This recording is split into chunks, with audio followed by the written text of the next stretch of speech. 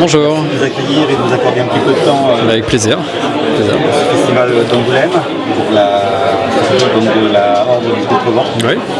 Qu'est-ce qui t'a poussé à t'attaquer à ce monument de la littérature de science-fiction? Alors moi quand je l'ai lu, La Horde, en fait je savais pas du tout que c'était un monument de la science-fiction, j'ai juste adoré le bouquin.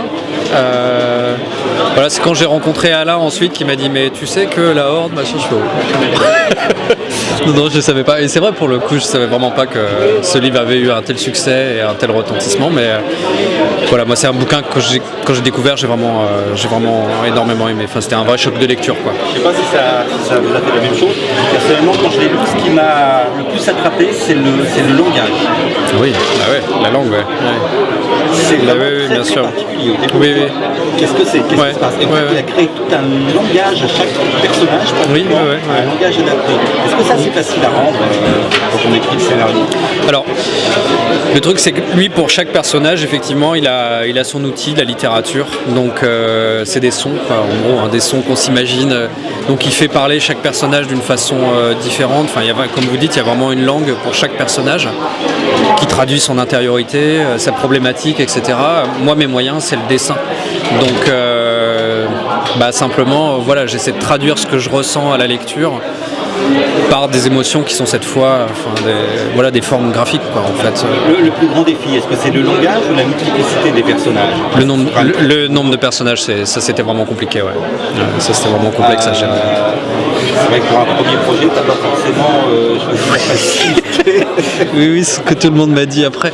Mais en fait, vraiment, enfin moi je suis parti.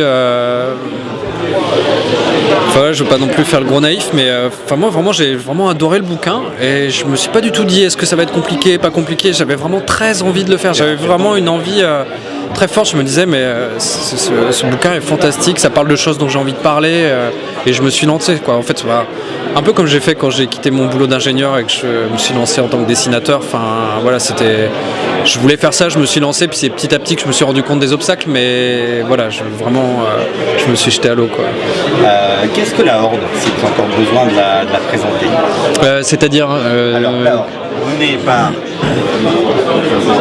par Golgoth. Ouais. Il y a le nom du personnage principal. Tu veux dire qu'est-ce que la Horde le roman ou qu'est-ce que la Horde dans l'histoire? Voilà, dans l'histoire. Ce groupe de personnages D'accord. qui part pour remonter.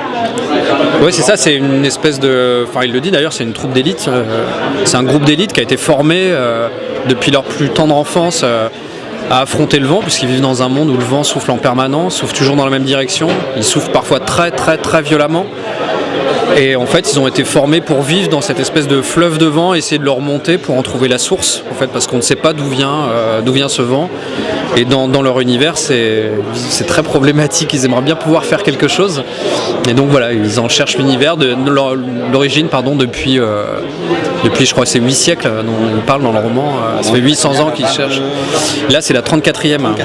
C'est la 34e Horde. Ouais. Et le père de Golgoth était dans la précédente. Dans la 33e. Ouais, voilà, c'est ça.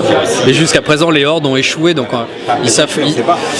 Alors, on sait pas. En tout cas, on continue de lancer des hordes et on sait toujours pas ce qu'il y a en Extrême-Amont. On sait toujours pas quelle est la source du vent. Ouais. La Horde est donc une entité à part entière qui est menée par Golgoth, où chaque élément travaille en symbiose avec les autres, mais vraiment en symbiose étroite. Il ne faut pas qu'un seul élément défaille. Ouais. C'est la Horde qui risque de. C'est ça. Ouais, tout à fait. Tout en gardant pour chaque personnage une personnalité vraiment très très forte. Alors, est-ce que dans l'adaptation, tu as été obligé ou amené à faire des choix sur certains personnages, des impasses sur d'autres? Oui. D'ailleurs, ça c'était une des discussions qu'on avait eues avec Alain, c'est qu'en fait il me disait essaie de réduire le nombre de personnages parce que dans le roman ils sont 23. Toi, si tu fais 23 personnages dans la BD, tu vas pas t'en sortir. C'est vrai que j'avais pas forcément pensé au problème, mais déjà avec là, j'ai réduit à 18, donc c'est pas une énorme réduction, parce qu'il y a quand même beaucoup de personnages qui sont, auxquels je tenais. Et puis ne serait-ce que pour des nécessités scénaristiques, j'ai besoin qu'il soit quand même un certain nombre, sinon le bloc est trop léger. Enfin voilà, il y a des choses comme ça aussi. Mais du coup, oui, j'ai compacté, on va dire, certains personnages qui me semblaient fonctionner ensemble ou qui avaient des affinités, comme par exemple l'artisan du fer dans le roman n'est pas dans la bande dessinée. Je l'ai fusionné avec Kelly Rowe qui est la feuleuse et qui, pour moi, enfin voilà. l'artisan du fer faisait des coulées, fondait le métal, etc. Et pour moi, il y avait un rapport assez évident avec l'élément du feu, donc je les ai rapprochés. Il n'y a pas que la horde, il y a aussi tout le monde extérieur. Ah oui, il y a tout un univers autour. Ouais, tout à fait. Oui. Avec des choses qu'on devine d'ailleurs. Ouais. De bulles. Oui, les crônes. Oui. Tu peux nous donner un peu plus sur ces crônes qui guérissent? Alors, ils guérissent pas vraiment, c'est-à-dire qu'en fait, effectivement, à un moment donné, en fait, les crônes, Sauve, il dit c'est pas une forme de vent, Caracol lui dit si, c'est une forme de vent, enfin, ils savent pas trop ce que c'est assez mystérieux. Et d'ailleurs, il y a une faction de l'ordre, c'est-à-dire de l'ordre religieux qui a formé les hordes, qui étudie les crônes, qu'on appelle les croniens. Donc ça reste un élément très très mystérieux dans cet univers-là. Et il se trouve qu'effectivement, certains crônes sont des convertisseurs de règne. Et à un moment donné, il y a un personnage il y a même deux personnages, il y en a un qui se casse une cheville, l'autre l'avant-bras. Et il tombe sur un pétrificateur, donc un crône qui change les choses en pierre. Donc Caracol a l'idée de plonger le bras de la personne qui est blessée pour que les os se ressoudent. Enfin voilà, donc ça fait partie effectivement des mystères, mais on ne sait pas trop, ce qu'ils sont. Enfin, voilà, c'est... Alors, il parle aussi d'une population qui vit à bord de vaisseaux. Oui, les fréoles. Et on se demande pourquoi est-ce que les fréoles ne remontent pas eux le vent à bord de leurs vaisseaux. Ah oui, alors évidemment, oui, ça c'est une question. C'est la question. Oui, bien sûr. Donc là pour l'instant, dans le tome 1 de la bande dessinée, ils les ont pas croisés encore, les fréoles, ils en parlent un petit peu. Ils disent qu'ils les ont pas vus depuis longtemps, qu'ils n'ont pas eu de nouvelles. Ouais. Et dans le tome 2, par contre, ils seront avec les fréoles. Et là, ça sera expliqué. Ce sera tout le sujet du tome 2, justement. C'est le rapport de la Horde avec la technologie, ce qui pour Damasio est ça fait vraiment partie de sa réflexion du rapport de l'homme à la technologie. Et effectivement, les fréoles naviguent, ils sont capables de remonter le vent avec leurs vaisseaux, etc. Donc évidemment que la question se pose de savoir pourquoi ils ne le font pas. Mais enfin voilà, la Horde, à la fois, il y a une noblesse dans leur quête, il y a le dogme aussi, ils ont une interdiction, ils n'ont pas le droit d'utiliser des véhicules pour remonter. Alors on peut penser que c'est stupide, mais en même temps c'est... Et à un moment donné, je crois que c'est Pietro qui me dit mais en fait, si on prend une horde qui n'est pas formée et qu'on l'amène au pied de Norska, qui est pour l'instant l'endroit qu'ils n'arrivent pas à passer, elle sera jamais assez mûre, elle n'aura pas de connaissance du vent, etc. Elle ne pourra jamais passer. En fait, c'est tout le cheminement qui se forme. Oui, c'est ça, c'est exactement ça. Quand ils partent, ils ont 10-11 ans, donc en fait, ils ont été formés, certes, ils sont très forts chacun dans leur domaine, mais ils ont tout à apprendre en fait. Et c'est vraiment le corps à corps avec le vent durant toute une existence qui fait qu'ils sont capables d'anticiper des flux, de faire corps, de percevoir, et aussi de former un groupe qui va être capable de fonctionner ensemble et non pas ils sont capables de sentir les mouvements des uns des autres et d'être dans une fluidité. C'est pour ça d'ailleurs qu'à un moment donné, quand ils intègrent une nouvelle, ça pose problème. On ne peut pas intégrer n'importe qui dans la Horde parce que pour marcher comme ça, dans des conditions aussi difficiles, il y a une vraie sensibilité à acquérir, une sensibilité aux autres, sensibilité au vent. Voilà. Tu décris très bien ces grandes puissances qui se dégagent du roman. Il y a celle du vent, il y a celle de la Horde physiquement. Comment graphiquement est-ce que tu as réussi à rendre cette énergie, à la faire ressentir presque physiquement au lecteur? Ah bah ça me fait plaisir si on la ressent comme ça. Mais alors il y a beaucoup de gens qui me demandent, qui me disent que le vent c'est très dur à représenter. C'est pas ce qui m'a posé le plus de problèmes en fait pour la représentation du vent. Ce qui était plus problématique, c'était de le rendre présent tout le temps, c'est-à-dire de ne pas le perdre quand l'enjeu de la scène est ailleurs que dans l'affrontement du vent. Mais sinon, moi j'ai utilisé encore une fois les outils graphiques qui sont à ma disposition, les lignes de mouvement, la poussière qui vole, les vêtements qui sont tirés en arrière, et puis il y a aussi les onomatopées qui sont extrêmement importantes. En fait, le son, quand on est dans le Mistral par exemple, le son c'est quelque chose qui vient, ça bruisse tout le temps aux oreilles et ça fait une espèce de cocon, ça enveloppe complètement et ça a tendance presque à isoler d'ailleurs. Et moi oui, mais d'ailleurs à un moment donné, je me suis retrouvé en Islande à marcher sur une plage de sable noir par une grosse tempête. Et en fait, on était 3. Et spontanément, on s'est mis en ligne parce que vraiment, avec le vent et la pluie, c'était vraiment très dur de marcher face au vent en fait.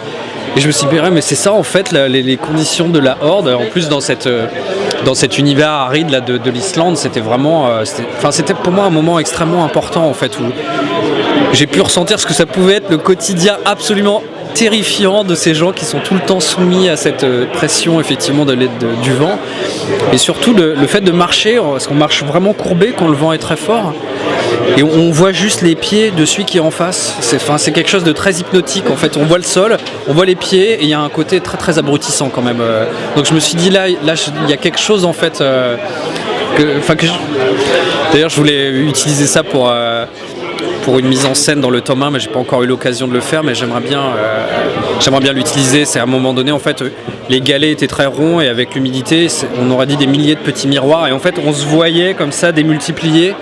On voyait nos pieds qui passaient, enfin c'était assez incroyable. Je me suis dit ça, il faut que je m'en serve. Mais pour l'instant, j'ai pas encore eu l'occasion de le faire.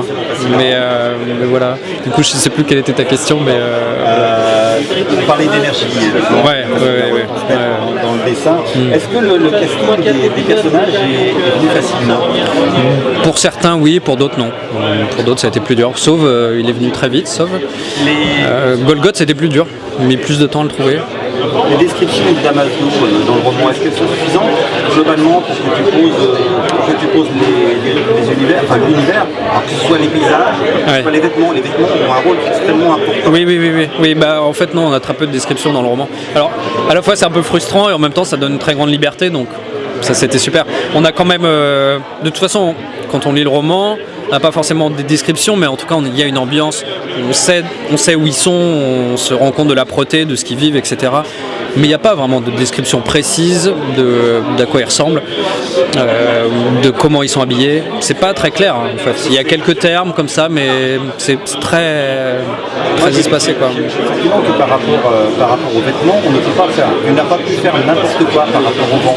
Ah bah non, c'est sûr. Enfin, moi ça a été. Soit adapté aussi. Ah bah bien sûr. Ah bah, tout à fait. Oui. Bah ça a été une grosse partie du boulot justement, c'était de savoir comment j'allais les habiller en fait. Vraiment. Ça pour moi c'était. Recherche par rapport. Ah oui, énormément. Ouais.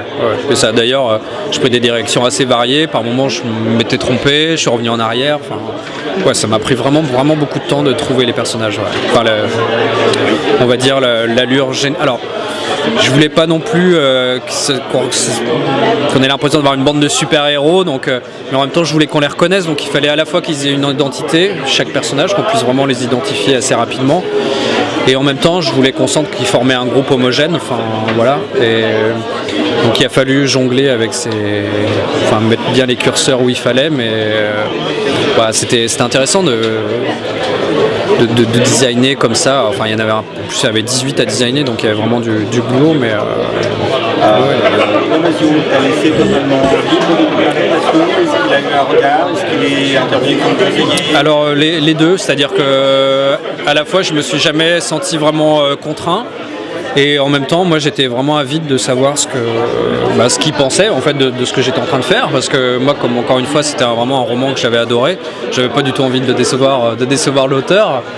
Et donc voilà. Après, la difficulté, c'est quand il me faisait des retours, de savoir quand est-ce que ce que je devais prendre, là où je devais tenir tête entre guillemets, et me dire non là ce choix là je suis sûr de mon coup, même si Alain me disait non ça va pas. Et puis d'autres fois il fallait être suffisamment souple pour se dire bon là il est en train de me dire quelque chose, peut-être que c'est important, j'ai peut-être pas envie de l'entendre maintenant, mais il faut que j'y réfléchisse. Donc voilà, il y a cette distance à trouver. Forcément quand je le fais lire à quelqu'un qui n'est pas l'auteur du roman, il me fait ses retours, j'écoute, puis après je dis bon oui ça non, machin, je fais le tri très facilement. Mais quand c'est l'auteur, forcément il connaît son univers et donc il sait de quoi il parle. Voilà, donc voilà. Il a dû t'accorder, parce que je pense que tu n'as pas le premier à demander à alors je sais pas, il m'a dit qu'il y avait eu d'autres personnes qui lui avaient demandé, qui lui avaient proposé de la faire en bande dessinée. Et ensuite, la confiance, je pense qu'elle est venue au fur et à mesure, parce que ça a pris du temps avant qu'ils me disent oui. Enfin, qu'on signe le contrat, il s'est écoulé quelques années. Et c'est passé du temps. Ouais. Eric, merci beaucoup. Grand plaisir. Bon festival. Merci beaucoup. Au revoir. Au revoir.